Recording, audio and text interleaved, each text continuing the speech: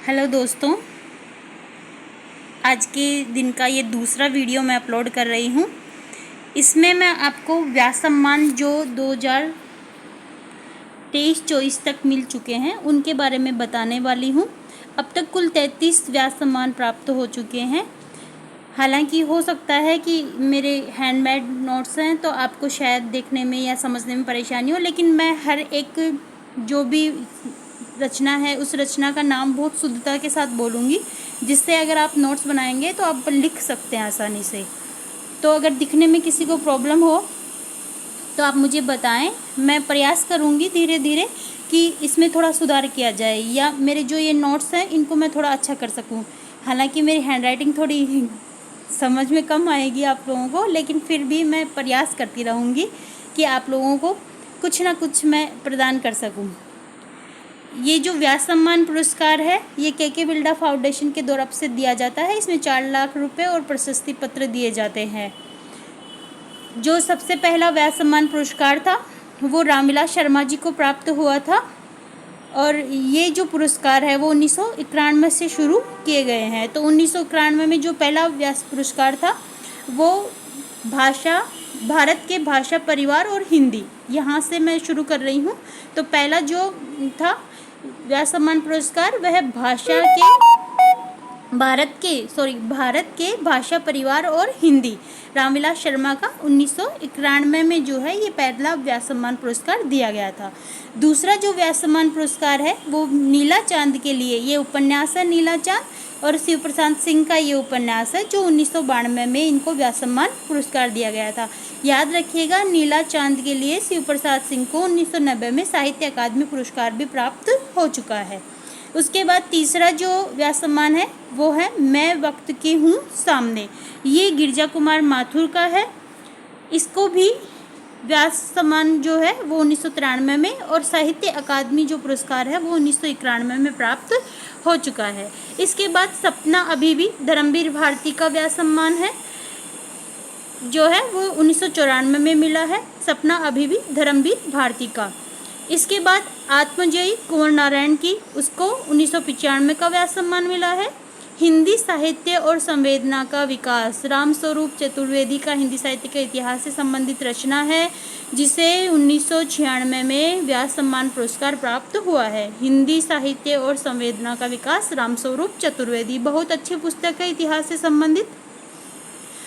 इसके बाद में उत्तर कबीर और अन्य कविताएं केदारनाथ सिंह को भी मिला है, और ये व्यास सम्मान 1997 में इनको भी दिया गया। 5 आंगनों वाला घर, गोविंद मिश्र को व्यास सम्मान 1998 में। विश्रामपुर का संत, ये भी उपन्यास है, श्रीलाल शुक्ल का है। श्रीलाल शुक्ल जो है आंचलिक उपन्यासकारों में सम्मिलित रहते हैं। राग का दरबारी इनका बहुत महत्वपूर्ण उपन्यास है। और इसके अलावा 5 आंगनों वाले घर के लिए इनको व्यास सम्मान 1999 में मिला है। इसके बाद पहला गिरमिटिया गिरिरोज किशोर का है, 2000 में मिला है व्यास सम्मान।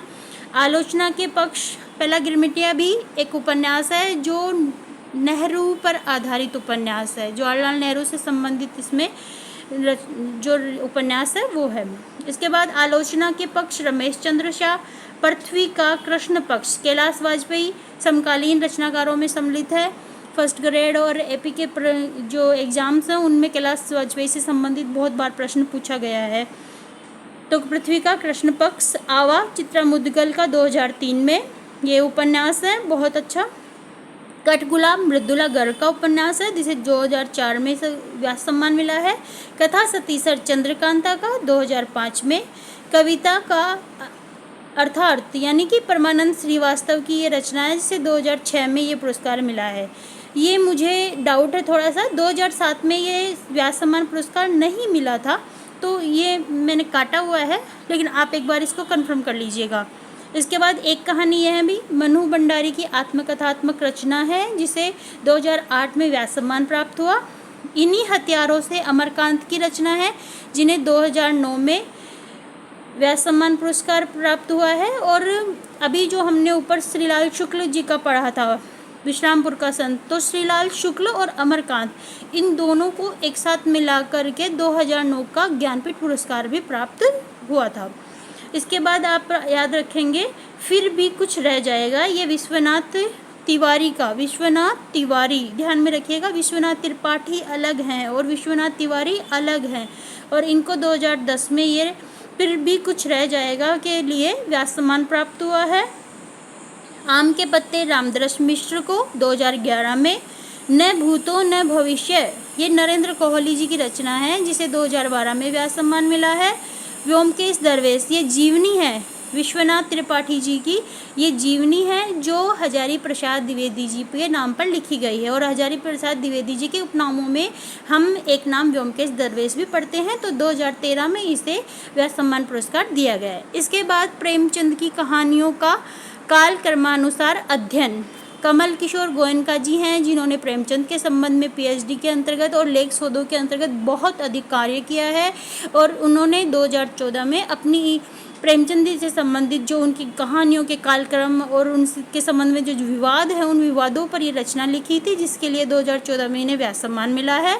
क्षमा जो है सुनीता जैन का रचना है जो 2015 में व्यास सम्मान मिला है। काटना शमी का वृक्ष, और इसके आगे है पद्य पंखुड़ी की धार से, तो ये सुरेंद्र वर्मा का 2016 में जो व्यास सम्मान प्राप्त हुआ है। दुखम सुखम, फिर से ये उपन्यास है, ममता कालिया जी का उपन्यास है जिन्होंने एक पत्नी के नोट्स भी लिखा है। 2017 में इनको व्यास सम्मान मिला। जितने लोग उतने प्रेम, ये लीलाधर जगुड़ी की रचना है जिसे 2018 में व्यास मिला है। कागज की नाव, नासिरा शर्मा जी को 2019 में मिला है। शरद पगारे जी का पाटलिपुत्र की सम्राज्ञी 2020 का व्यास सम्मान मिला। अस्कर वजाहत का महाबली नाटक जो तुलसीदास जी से रिलेटेड है, तुलसीदास जी ने स्वानुभूति के लिए काव्य रचना की थी ऐसा कहा जाता है। तो उन्होंने जब अकबर ने उनको दरबार में बुलाया था और उन्होंने टोडरमल जी को साफ साफ इनकार कर दिया था कि मैं किसी व्यक्तिगत विशेष के लिए नहीं लिख सकता, क्योंकि वो काल था जब लेखक जो हैं, जो कवि हैं, वो राजाओं के आश्रय में रहकर रचनाएं लिख रहे थे, लेकिन तुलसीदास जी से अस्वीकार कर देते हैं। एक ऐसे ही कवि हमारे कुम्भन दास जी थे जो कहते हैं आवाज जात पवनहिया टूटे बिसरी गयो हर नाम। तो ये कुछ ऐसे कवि और लेखक रहे हैं जिन्होंने अपनी आत्मानुभूति को या अपनी स्वानुभूतियों को ही महत्वपूर्ण समझा, वो किसी दरबार के में रहकर लिखने से इनकार कर चुके होते हैं। तो इस तरह से उस कहानी को लेकर महाबली नाटक लिखा गया है। ज्ञान चतुर्वेदी जी का पागलखाना 2022 में जिसे व्यास सम्मान मिला है, और अभी इन प्रेजेंट 2023 का जनवरी या फरवरी के अंतर्गत इसको दिया गया था। उस पुष्पा भारती जी हैं, लेखिका हैं जिनका एक संस्मरण है यादें यादें यादें, और उसके लिए जो है 2023 में इनको व्यास सम्मान पुरस्कार प्राप्त हुआ है।